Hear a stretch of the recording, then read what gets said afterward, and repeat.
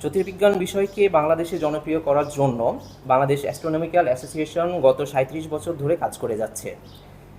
সে কাজের ধারাবাহিকতায় ২০০৬ সাল থেকে আয়োজন করে আসছে অ্যাস্ট্রোনমি বিষয়ক মেধা যাচাই কর্মসূচি অ্যাস্ট্রো অলিম্পিয়াড।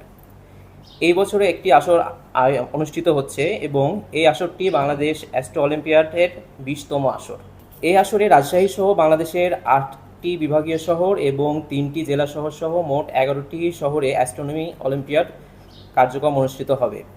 সারা বাংলাদেশে প্রাথমিক বাছাই বা প্রথম রাউন্ড পরীক্ষা ১১ থেকে ২১ জুলাই ২০২৫ তারিখের মধ্যে অনুষ্ঠিত হবে এবং রাজশাহী বিভাগের জন্য প্রথম রাউন্ড পরীক্ষা আগামী ১৬ জুলাই নর্থ বেঙ্গল ইন্টারন্যাশনাল ইউনিভার্সিটিতে অনুষ্ঠিত হবে। ১৪ থেকে ১৮ বছর বয়সী স্কুল এবং কলেজ পর্যায়ে ছাত্রছাত্রীদের জন্য আয়োজিত এই অ্যাপেক্স অ্যাস্ট্রো অলিম্পিয়াড এ বিভাগীয় শহর ও জেলা শহরগুলোতে প্রথম রাউন্ড থেকে বাছাইকৃত ৩০০ জন ছাত্রছাত্রী নিয়ে দ্বিতীয় রাউন্ড বা জাতীয় পর্যায়ে অনুষ্ঠিত হবে এবং সর্বশেষ তৃতীয় রাউন্ড বা ক্লোজ ক্যাম্প অনুষ্ঠিত হবে। ক্লোজ ক্যাম্পের শেষ দিনে অনুষ্ঠিত লিখিত পরীক্ষা থেকে প্রথম ৫ জন প্রতিযোগীকে বাছাই করা হবে।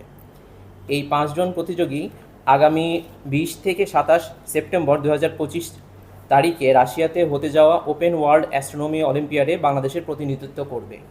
এছাড়াও ২৯তম আন্তর্জাতিক অ্যাস্ট্রোনমি অলিম্পিয়াড এবং এশিয়ান প্যাসিফিক অ্যাস্ট্রোনমি অলিম্পিয়াডের আসরেও তারা বাংলাদেশের প্রতিনিধিত্ব করবার সুযোগ পাবে।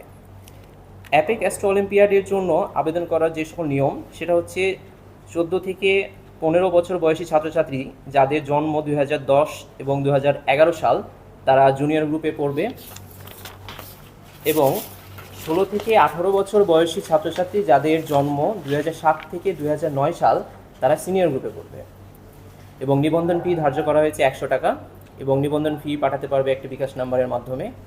আর নিবন্ধনটা এটা অনলাইনের মাধ্যমে রেজিস্ট্রেশন করতে পারবে। ১৬ তারিখে আমাদের অনুষ্ঠান সূচি।